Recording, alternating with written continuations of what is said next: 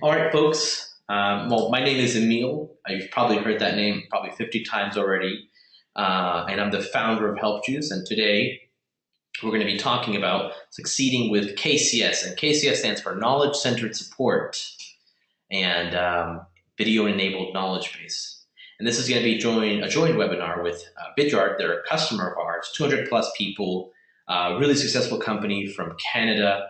And quite honestly, quite young. They're a 7-year-old company, and so they've been really successful in what they do, and in support thanks to Craig. So we're going to be talking today about this webinar.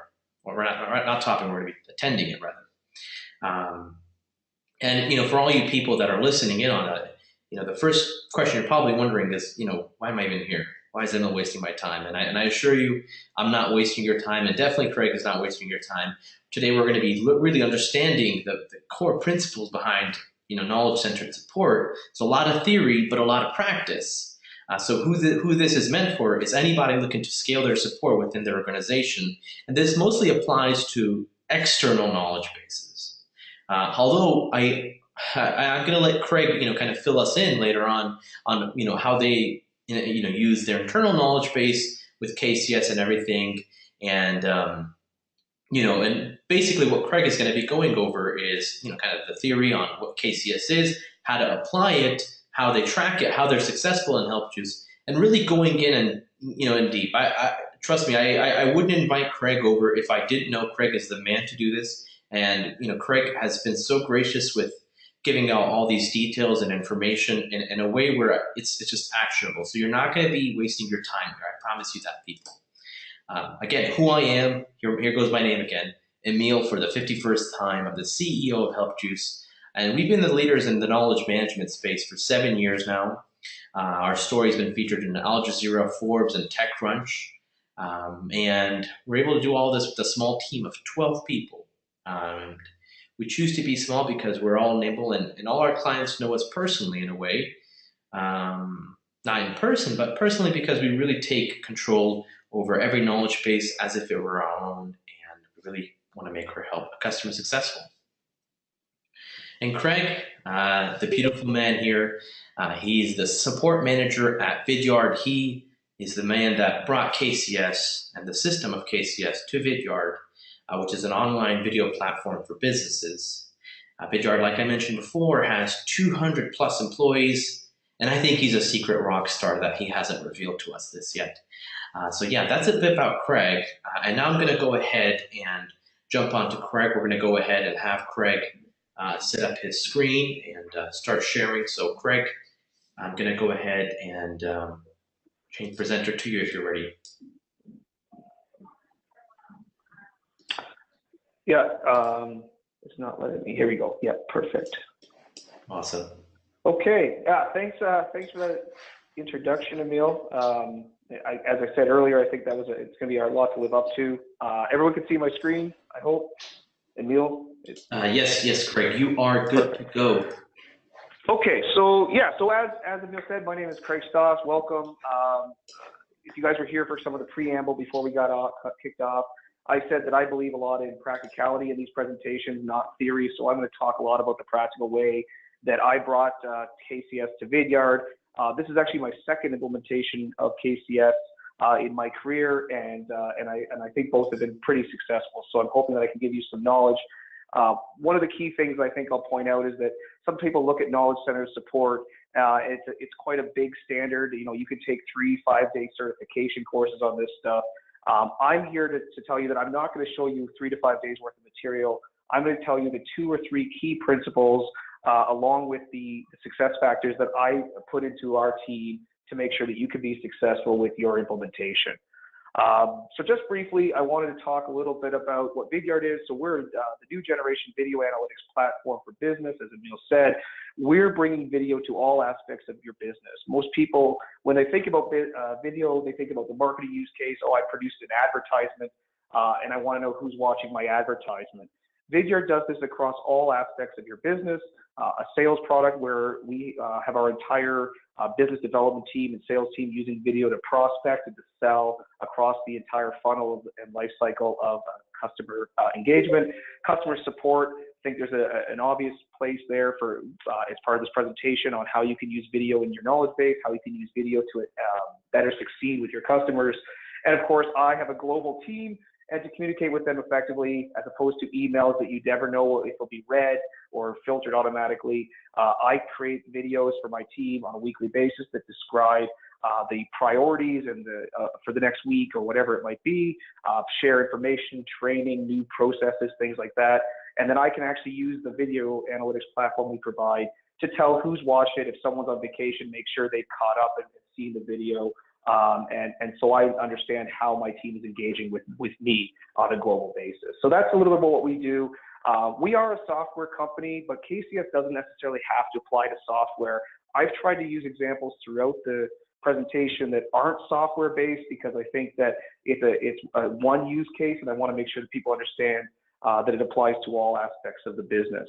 I hope we have some time for questions. So if you are in a non-software space, and you don't see how this applies, please feel free to ask that question. So why are we here? So when I got to this organization, I saw some problems. We had an outdated knowledge base with a different vendor than HelpJuice. It was not branded. We had no method of promoting it, and there was no growth to it. It was staying completely static. So it wasn't very useful for our customers, and as such, we had very little engagement with it. We did have a single go-to person for everything technical, which meant that we relied on that person solely as a guru. And if he wasn't in town, if he was on vacation, we relied on tribal knowledge and going and talking to people directly. And that worked pretty well when we were a company of 30, 40 people, when you needed to, everyone kind of knew everything that was going on. But as we scaled up, we ran into all sorts of troubles that this causes. So what that also meant is that knowledge was dispersed among many systems as well as people. So for example, sales had a system where they kind of had their FAQ. Our billing team would get questions and they didn't have a system, so they were answering everything manually. Support had this, ugly knowledge base. There was a sales enablement tool. There was a CSM tool that they had kind of a growing list of information. And, that's a big problem because now you can't access information across all your functions of your business. Now, from a support perspective, our business is answering customers' questions and concerns and solving cases. So when we get repeat questions, it's killing our efficiency by having to write a custom email to every person we speak to. And that's what speaks to no case deflection and constant repeat of questions without case deflection. We also had no owner of knowledge. And I'm going to talk a little bit about what that means in the next slide. But essentially what that means to me is that knowledge was just spread out and no one had a strategy of how to harness this and better making sure that internally and externally everyone had access to the same information. And then the big problem for me is this last bullet point where while all of the above was going on, we released a brand new product and we started expanding our customer base quite rapidly, which is a good problem to have, except that within 1 quarter, we expanded our caseload that was coming into support by 90%. And within 1 year, we would reach 130%. And that is, those numbers scared me because I wasn't going to get a budget to make my team double the size to cover a double the load. So I needed to figure out a way to be more effective. And the real solution to that is KCS. So Knowledge Center Support is a standard. You can be certified on it, and I put the URL there. I want to be very clear that this is not a KCS training course. I want to give you a couple of key principles that you can take away tomorrow to your businesses, implement KCS as a solution to better enable the success of your internal or external stakeholders. And I'm going to discuss both of those principles on the next slides. We chose HelpJuice to enable these components because I felt that they understood the process of KCS well. I felt that they were willing to work with us to fill the gaps that they did have, and they had solutions to integrate into all of our systems, which, as you'll see on the next slide, is actually one of the key elements, in my opinion, to KCS. So that's why we went with HelpJuice after an RFP process to 5 or 6 different knowledge-based vendors. So let me start talking about the first principle of KCS. The first principle is to integrate the creation and reuse of knowledge into your problem-solving process. And this is vital. The idea that this becomes part of the natural process and workflow of how you present knowledge and create knowledge and use knowledge. So in order to do that, I needed to first off get some buy-in that someone needed to own knowledge. And because I was the guy spearheading this, I nominated myself. And I went around to all the different rooms, businesses and functions, and actually I stood up at one of our company-wide town hall meetings, and I presented a similar presentation as you're seeing here as to what the benefits are.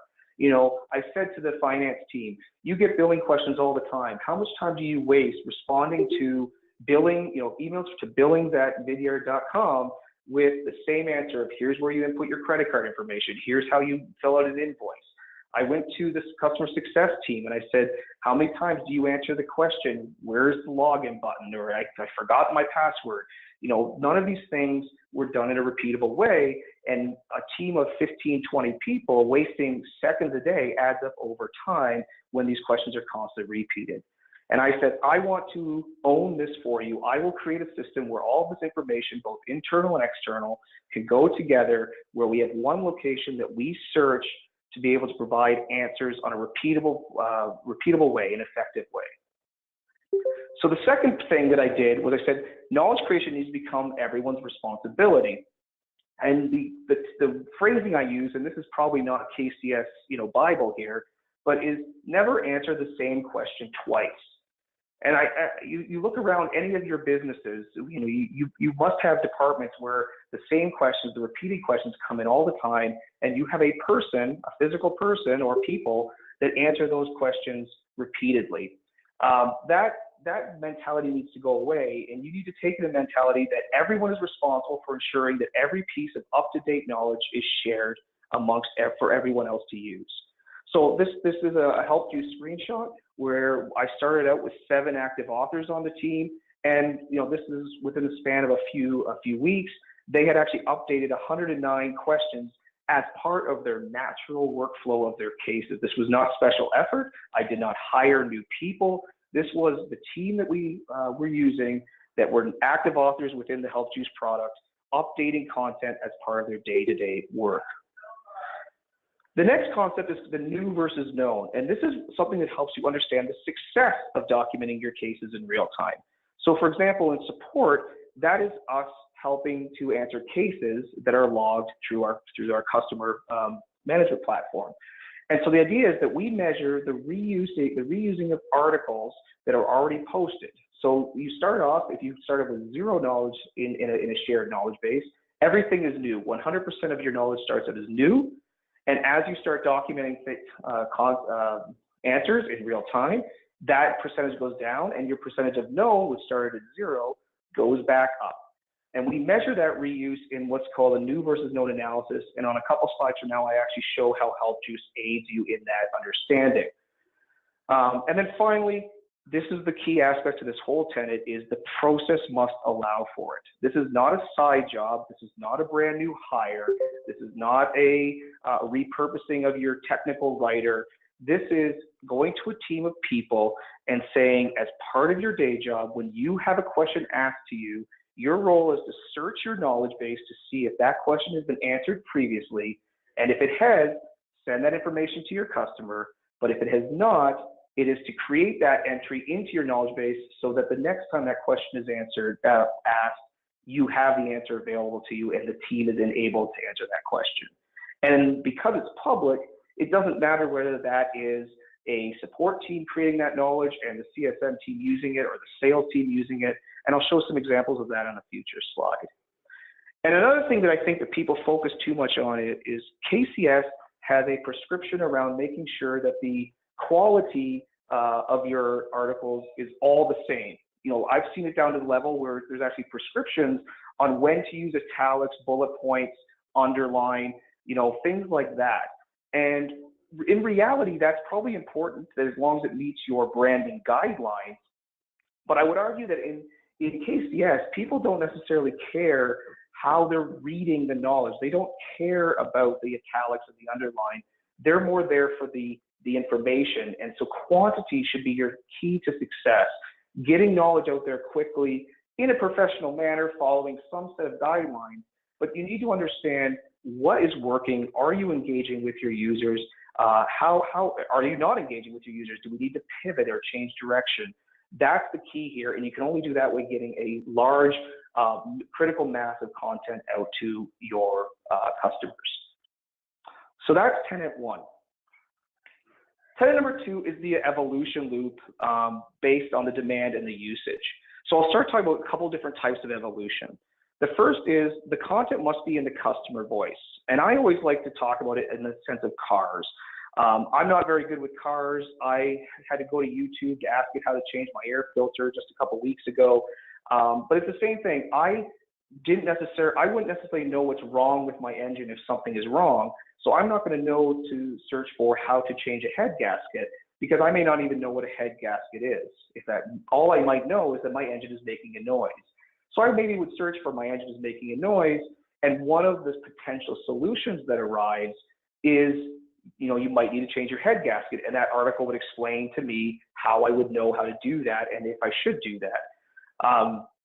And so what that really means is that you can ask different questions different ways. So articles may need to have more than one title, or they may need to have keywords that can be used interchangeably within the searching.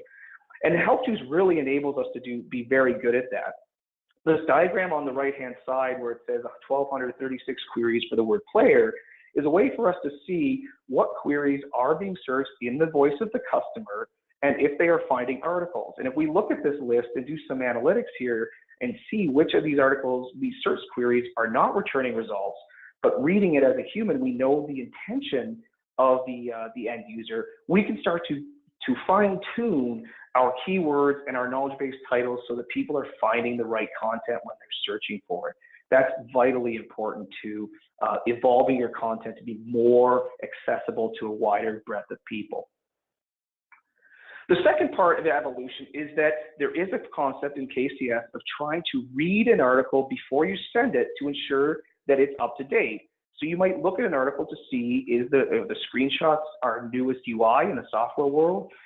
Is this a new model of car that we need to have a different style number of a air filter? So what you're seeing here is my teammate clicking on an article, noticing there was a change. So he goes in to make this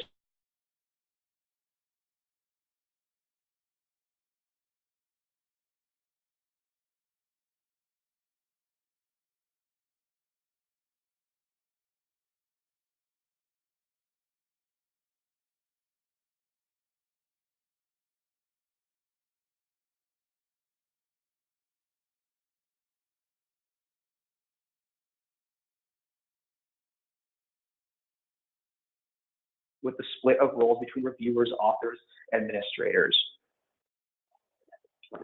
And the final point here is around grouping like articles together into informative docs. So inside the evolution, if I go back to the example of my engine is making noise, you might have an article called how to change a head gasket. You might have how to tighten a spark plug.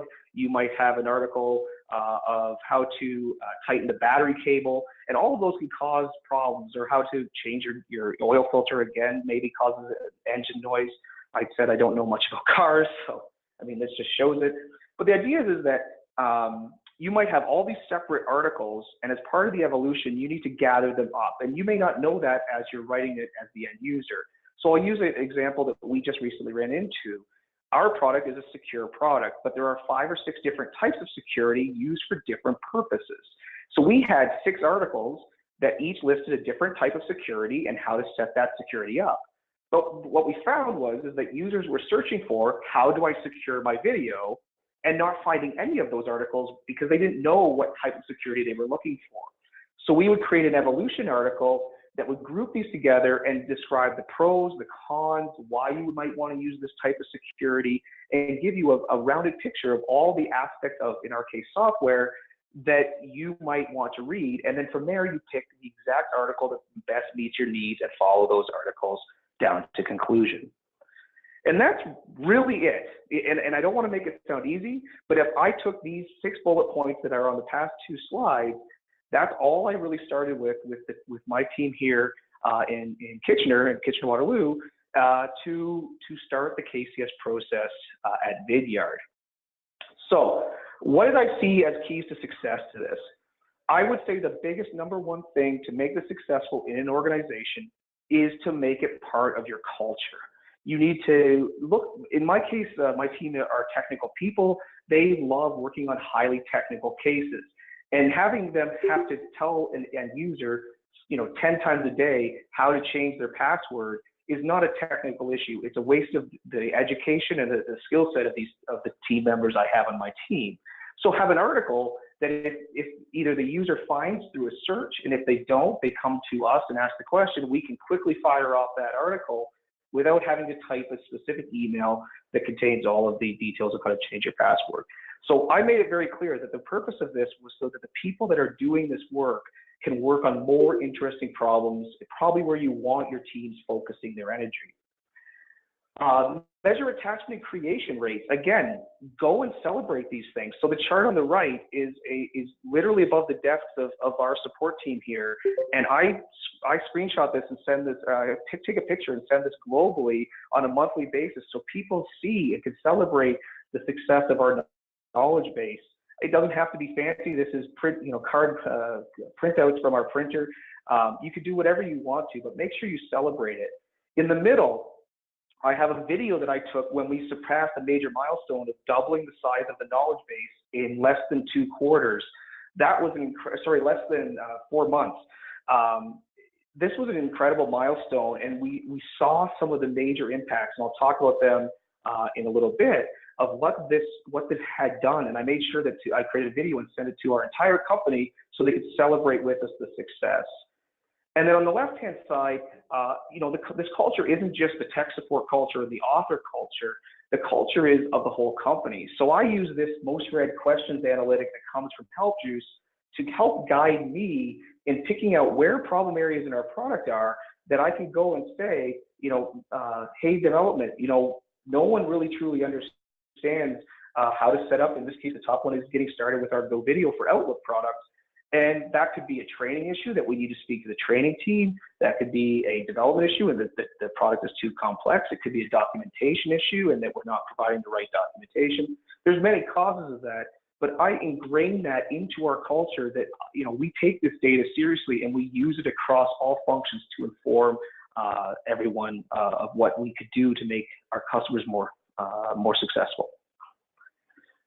The other thing to do is measure the deflection of the time saved. So if your people are not working on repeated cases, they're working on something else. And HelpJuice has a couple of graphs to help us understand that. So the graph on the left shows me that 12,000 total searches, 10,000 people found answers. Presumably that means they did not contact us. That's fantastic news to us, right? If every one of those customers contacted us, we would be in trouble. We wouldn't be able to handle the load effectively. And the bottom metric, 28 people contacted support, those cases are really important to us because what that shows is that 28 people did not find what they wanted in the knowledge base, and we need to fill that knowledge base gap so that those people then, the next time they come to us, can solve their problems on their own. And on the right, as I mentioned, is the new versus known analysis, which shows that if I look at this number, what's that? That's 1,350 cases. Only 107 of them are new, which means that we are on a 13-to-1 ratio documenting a lot of repeated questions, but they're still coming to us. So what this tells me is that the people aren't actually searching our knowledge base effectively. We're not promoting the knowledge base enough, because that number should be a lot lower, because the cases for known shouldn't be coming to us. We shouldn't be having to answer known cases because they should be able to self-help. So again, analytics can help us shape and better our environment. The next key to success, have the team members run this program themselves. This is something that I think I truly believe in. They are the experts here. Let them be those experts. Let them take on the technical challenge of ensuring and testing that the knowledge is correct. I'm not going to be a great person at reviewing content. I'm not technical enough to be able to review content and say, is that technically accurate?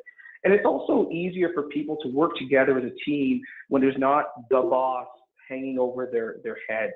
This is something that I truly believe in, and we've fully embraced here. I have very little hands-on direction of the KCS project now. within our organization. The next thing is promote the shit out of your knowledge base. And I mean that every opportunity, promote this to your people. Nudge your customers to your articles. As opposed to just copying and pasting the content from your knowledge base, send the link. Maybe you augment it with a little bit of more information because it's a tier 1 customer, you want to give that TLC. But make sure that you say, hey, this is already documented. You can find this for yourself. You can help yourself. Customers want to self-help. Integrate this into all of your channels. So this is where, again, I talked about Help Juice was very important to us. And the main reason is because they had integrations into the tools that we use to run our support organization, our case management tool, our chat tools, those types of things. And the other thing is this is not just about support. This is about your entire company. And so I put here what we call kudos within our company. These are things that get posted through our HR team that recognize teams of people or an individual for doing something amazing. And I'm not going to read this, but essentially this is a CSM, a member of our customer success team, who basically saying we significantly helped him to succeed in a last minute discovery call with a customer because of the 40 points the customer wanted to solve, all but 3 of them were in the knowledge base already, and he didn't have to expend that extra effort to learn something new, to go and talk to someone, to try it himself. And I think that truly shows that there is a success bit here across all functions. And the second screenshot there up to the top right is actually using the Help Juice APIs. We have integrated the search capability of the Knowledge Center into our support page. So the first thing people do when they go to vidyard.com/support is they actually see a box that says, how can we help you? Type in your answer. And we see a huge uptick in people just typing in the answer. And if I scroll down one page down on this web page screenshot, you'd find our phone number. And so I'm really amazed that people completely ignore the phone number and use this self-help because it's how people want to learn. Think about yourselves and how you want to learn. You want to solve your own problems. You don't want to have to call someone. And finally, I talk about this as part of customer and employee onboarding. When an employee starts, make them aware of this knowledge base. They don't need to go and learn from tribal knowledge. They can learn from the knowledge base itself. They can self-help themselves as they grow inside their skill sets with the company. And the customer onboarding, I think, is obvious. It just helps guide them towards where they can get the information. And finally, I want to talk a little bit about the video enablement. This is a piece that we added on a few months ago, probably about 5-6 months ago, that we have seen an incredible amount of success in. Now we're a video business, so this is something that we're doing as a whole company, is going video first and creating our own video-enabled business. But what we found through research is that customers want video content. They want to be able to follow through a set of steps. It reaches a wider set of customers. I've written a couple blog articles on this if you want to look at them. But because of captioning, you can do different languages. You can put accessibility and descriptive video into your videos so they're more clear. It's an amazing way to help train people. And knowledge retention is higher with video. This quote is actually from Forbes magazine, where they found that textual content is 10%, you're 10% likely to remember, but if you go to video content, you're 95% likely to remember. Again, I think that just shows that the video has a power here. And I'm a huge proponent of the Technology Services Industry Association. If you are in technology that do anything with managed services, field services, support, customer success, education services, I highly recommend you check that company out. They are a thought leader in the industry, and they have named this video, and specifically video within support, education, and customer services like customer success, as a huge trend in the next coming year. It's something that's taking over the market. So that's kind of the main keys to success. So what is this? And I wanted to show a quick slide. This is a little bit of self-promotion, but I wanted to show you where video fits into it in case it's not clear. So on the left, I have an article. This is the Help Juice article. And you can see I don't replace the article with just the video. I complement the text. I don't replace it. It's branded so that you control the experience of the user when they're looking at the video. And that content is reusable in multiple places, whether it be through a hub-like forum or Twitter. You can use that video in multiple places. And then you can also engage with your customers through annotations and drop downs. So in this particular example, you can see there's a definition of a word. We popped up a window where you define the word as you're talking. And on the right-hand side, you'll see this video actually, the steps change depending on what browser you're using. So I put an annotation here where you can select your browser and jump to the right part of the video that actually talks to your specific browser. Again, being more highly engaging and specific, and not having your users have to search for their data. And that's how the uptick in this is amazing. And I'm going to show the results on the next slide. So we've been running this program for 8 months. I started working with HelpJuice about 10 months ago. By the time we got everything sorted out, we've been live for 8 months. We have seen a 135% increase in customer-facing content. This has resulted in 20 times the number of searches resulting in a view, 20 times the number of searches resulting from customers going to this website. That we used to be at 600 visitors per quarter. We're now over 12,000 per quarter. It's huge, and it saved us a ton of effort inside our support organization. We've seen this result in a 37% decrease in time to resolution from when support is contacted. And what that means is that when customers are contacting us, regardless or not whether they try to self-help themselves, we're seeing two-thirds of the time to resolve their cases because of the significant number of articles we have pre-documented and under that known category. This is known knowledge. I talked about the caseload rising 130%. We're seeing that at a much more sustainable rate. You know, we're now growing because of customer growth versus knowledge gaps. You know, as a product, especially in the software world, gets more complex, or as you have different product lines in your businesses, you know, there's always a knowledge gap. We're filling that knowledge gap quicker, and we're only growing because of customer growth. And as I talked about on the previous slide, 12 out of every 14 cases that we get already has a known article written.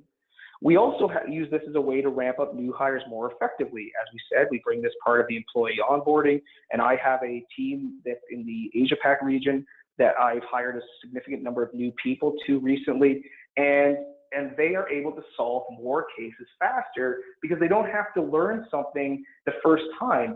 The basic cases they're getting are solved for them already, and they can learn in real time as they progress through their onboarding. Vidyard has a Net Promoter Score of 38, which in the technology industry is pretty decent. If you don't know what Net Promoter Score is, I can touch on that, but I would say that's a side topic. I'm happy to talk about that in the question period. Our customer knowledge-based satisfaction is 82% overall and 90 with our highest tier customers. And I feel like that is a function of the fact that our highest tier customers have people dedicated to this, whose job it is to understand and work with our platform. And so they're going in and looking for information, and they can read technical articles and solve more stuff by themselves. Whereas our lower tier customers are generally smaller, may not have that technical expertise, and maybe struggle a bit more with finding what they're looking for. 37% of our knowledge base is covered in video, meaning that 37% of our articles have video on them, and that corresponds really nicely to 30% of our knowledge-based searches actually results in a video view. That to me shows that there is a direct want or desire for video within a knowledge base, because the correlation between that has definitely been there the entire time since we started this program.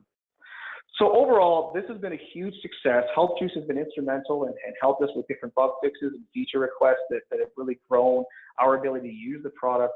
And we feel that we have a pretty good setup using just these 2 or 3 basic principles that I would argue can be used in any type of role, and certainly can be used or implemented very quickly. This is not something that's going to take you a ton of budget.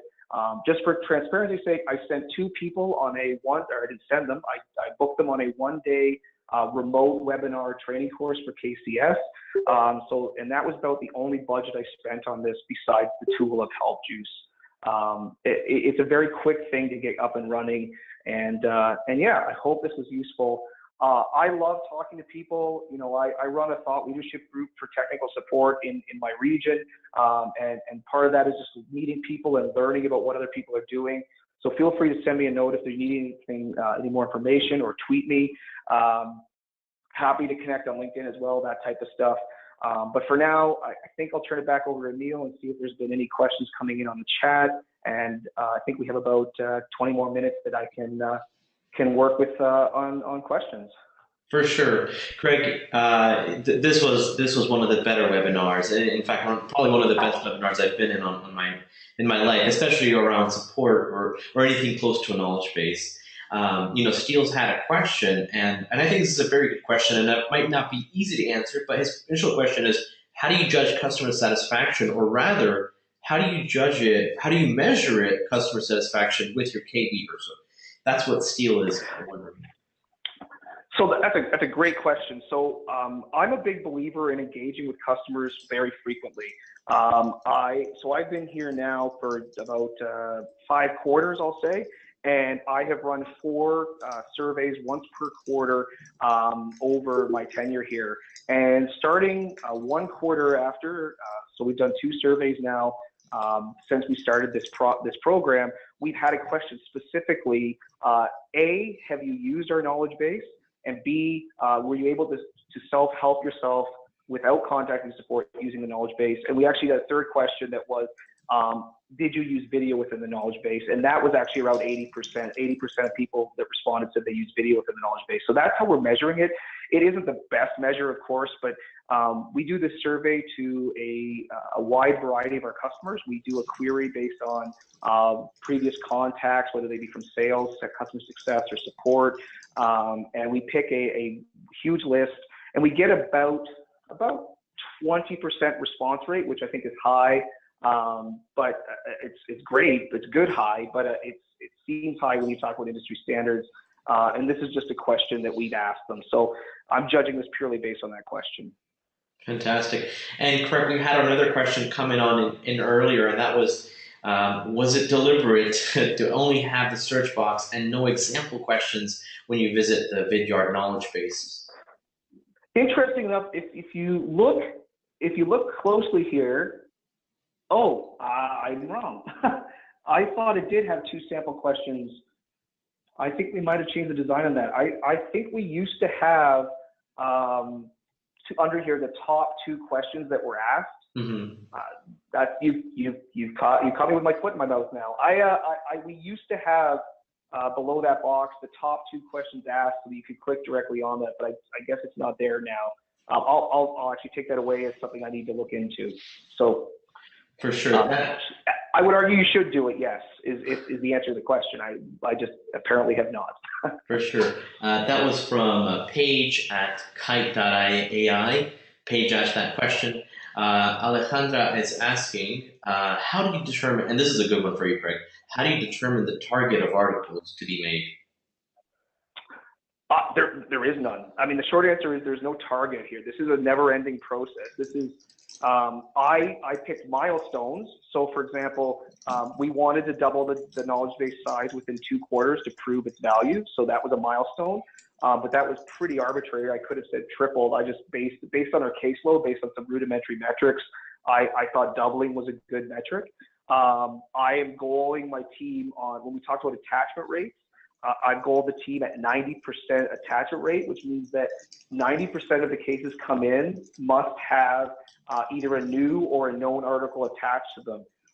You'll never hit 100% because there are cases that are so specific that you can't write an article. They're just so, that this customer is the only customer that would ever run into this situation. So you wouldn't document something like that. You wouldn't document things that have proprietary or security implications, for example.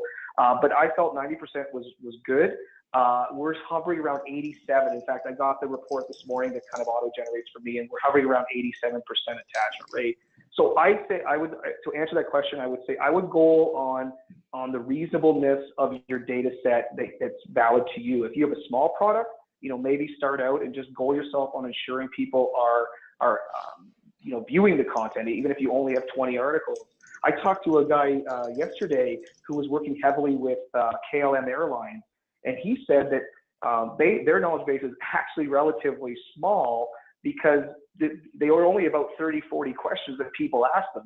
How do I check in? How much luggage do I get? it's such a big organization, you just assume they might have a massive amount of knowledge they need to share, but they don't because the questions are so tightly, so tightly and repetitive. So no, there's no goal on number of articles or searches. It's more of just watching trends. This 20%, this 20 times number is just incredible to me when I look at kind of the analytics behind it. That blows my mind. I never would have goaled myself on 20 times, but I'm glad to see it happen. Wow. Well, Craig, we have another 2 questions that came in. I'm gonna try to limit it. I know we're coming in close on time. David Miller. So that's David Miller from Comply File. He's a very happy. This is his words, not mine. Very happy small startup customer of Help Juice. And David is asking, how do you decide which articles to create a video for, Craig? Aha, that's a great question. So we started with anything that was a how-to, because I feel that any question you can think of that has a set of steps 1 through 20 is a how-to. How do I tie a bow tie? How do I change an air filter? How do I change my password? How do I turn up the thermostat? Those all have a clear set of steps that you can illustrate using any medium, but video specifically, I guess, in this case.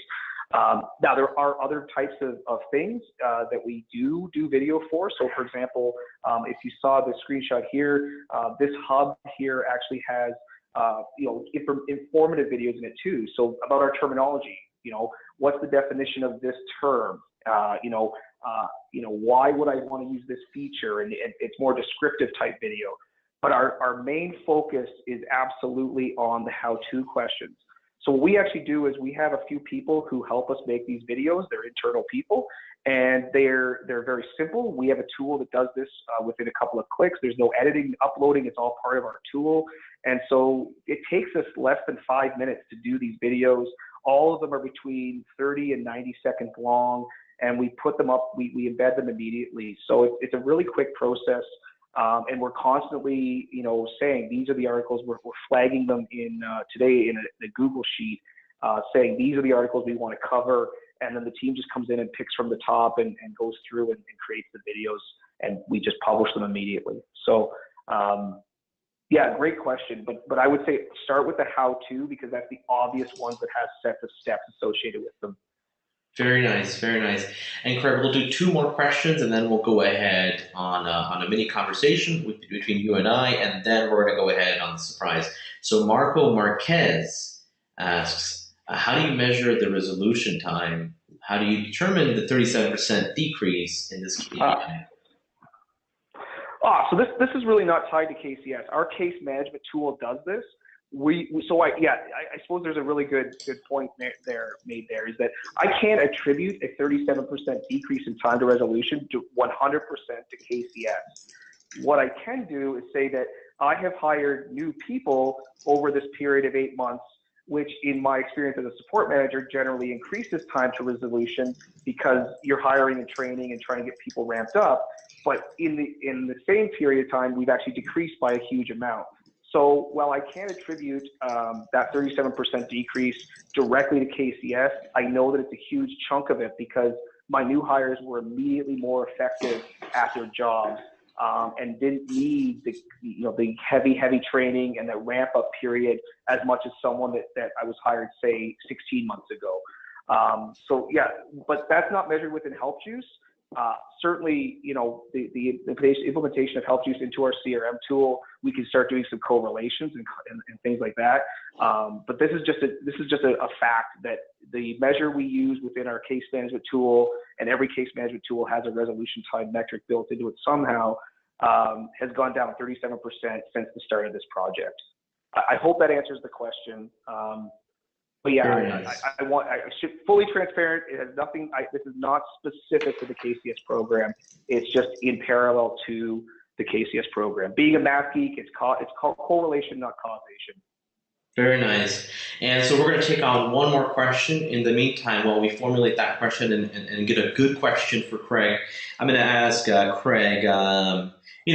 So Craig's actually using our Salesforce integration, and I think Vidyard's really built a support powerhouse thanks to Salesforce, and I'd like to ask Craig, what are your thoughts on, the Salesforce integration with Help Juice? Would you recommend moving to Salesforce if you're looking for a new ticketing system, or, maybe you already have a big system? Would it make sense to move over to Salesforce? Yeah, I mean, there's a lot of factors in there. So I would say that the Help Juice integration to Salesforce does what we need it to do 100%. So it helps us link articles, create new articles from within Salesforce, so we don't have to have multiple tools open. It has some neat features where we can, if we know the article exists, we can find it and immediately send that link to the Knowledgebase article by a copy and paste gesture. It's pretty simplistic that way. So we don't have to do any sort of weird opening windows and copying stuff between web browsers. We never have to leave Salesforce to do our day jobs. Salesforce is a great product. In fact, Vidyard is a huge partner with Salesforce. They're one of our largest customers. We were just at the Dreamforce. We had a huge contingent down there. If you guys are in technology at Dreamforce, so I say the tool is great. I've used it in multiple companies that I've been a member of.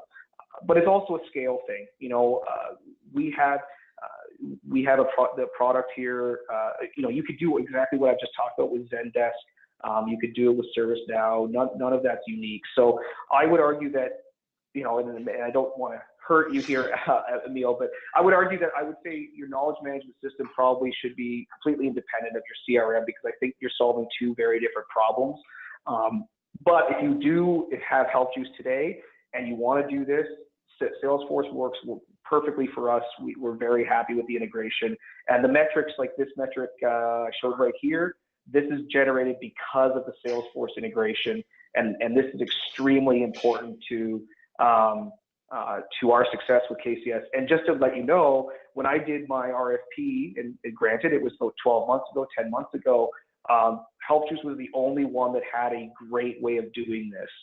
Everyone else kind of left you to your own devices to use, your CRM to kind of do metrics and have to, do it on yourself. Whereas Help Juice had this built right into their integration. So there is a positive to the Salesforce integration there. Wow, that's very nice of you to say, Craig. Just to let everybody know, this is not a paid promotion. We're not paying Craig to say this thing. I do hope that this is just coming in from Craig's personal experience. So one last question, and then we're going to announce the two surprises. So David Miller came in. David's been on fire today with these good questions. So David Miller from Comply File has asked us, is there one thing that you knew about using Help Juice as your knowledge base or KCS that you weren't aware from the start that you wish you used from the get-go, Craig? The newest feature that I came into contact with is the groups feature. So the ability to group your users and set permissions at a group level. That was something I didn't even know existed till very recently. I don't have a large team, but I do want to segregate users into different permission sets based on their roles. So that was something that I wish I had known about up front, and I just wasn't aware of it. That's probably the newest feature. And then the other thing is Emil hinted that he had released a bunch of new stuff today. The biggest one for us, there's now a versioning feature, and I'm super excited to figure out how that works, because I think it has a direct use within KCS when I talk about updating in real time, because you can allow your old article to stay there until the new article is published, so that you never actually lose content. You're just kind of constantly just updating as your reviewer has time to review it. So I'm really excited to learn more about that aspect of the product that was just released in the past couple of days. For sure. And actually, about that, Craig, that's actually one of our newest features, as well as this is a part of the surprise package with why we're unveiling this today at this special webinar. We don't do these webinars very often because it's really hard to create really, really good content and not spin the same stuff that everyone else is doing. And thanks to Craig, we're able to do this today. So the first announcement that we have, or surprise if you will, and it's not a surprise if you've logged on to Help Juice recently, and that's that Help Juice 5.0 is out. So after 7 years of development, we've released Help Juice 5.0. And Help Juice 5.0, it has a bunch of new features, some of which you won't even see them, you won't even notice them because we haven't made an announcement. We're going to probably do a webinar or something crazy soon. I guess if you consider a webinar crazy. And part of Help Juice 5.0 is we're going to have article versions, like Craig said. Well, actually, not we are. We already have it. So article versions is a really cool way of saying, you know what, I'm going to work on version 2 of this article while we do this new deployment of the software. So you could have a new version of your knowledge base being prepared while the software for that is being updated, or just as a different version for maybe a different set of customers or something. That's one of the top 2 features. The second thing is new revisions. So you're going to be able to see side by side the changes that are going on through history just by clicking in on the previous revisions and kind of going through. Before, obviously, you couldn't. You'd have to click on it, and then you would see some random change, and that sucked. Third is article templates. So this is a big feature. A lot of you folks asked about this. So no more do you have to rewrite the same article. Now you can save this as an article template and reuse that article template. And then we have meta fields and content segmentation. This is actually a feature that Craig has been really, really eager to see, and I'm sure a lot of you have as well. And that's basically, you can set a bunch of custom fields and then filter based off those custom fields. You can say, I only want people who use my XYZ product to view this part of the knowledge base. So you can really get specific with kind of displaying stuff. So that's about Help Juice 5.0. We're going to be releasing more documentation around this and more how-to videos, thanks to Craig's advice. And then the second surprise is we're going to have a 20% discount today. I hate these things. I hate saying discounts and whatnot because it sounds salesy. But as you know, December 31st is coming along, which is tax season for a lot of us. And we do have a lot of startup customers as well as large enterprise customers. And I just want to let you guys know that there's going to be a 20% discount for anyone who's interested in upgrading to an annual plan, plus the tax savings that come along to it. So that's 20% rather than the current price that we have. Obviously the tax savings that come onto that. So that's about it, folks. I think we all I think we all really owe Craig a massive thank you for organizing such a nice webinar. The webinar recording will be available. So yes, thank you all for attending, and most sincerely, thank you, Craig, for doing such a great job. Well, thank you, Emil, and thank you everyone for listening to me talk for 45 minutes. And as I said, I love engaging with people and professionals around the world. So shoot me an email, send me a tweet, whatever you'd like. I'm happy to engage if there's questions. I don't see the chats on my screen right now, so if there was more questions, I'm happy to answer those via email. So shoot me a note. So thanks a lot, and thanks to Emil for asking me to help out with this. I think it was a lot of fun to put together. Fantastic. Thank you, Craig, and thanks everyone for attending. I'm going to go ahead and end this webinar, and you're going to get a link to download the video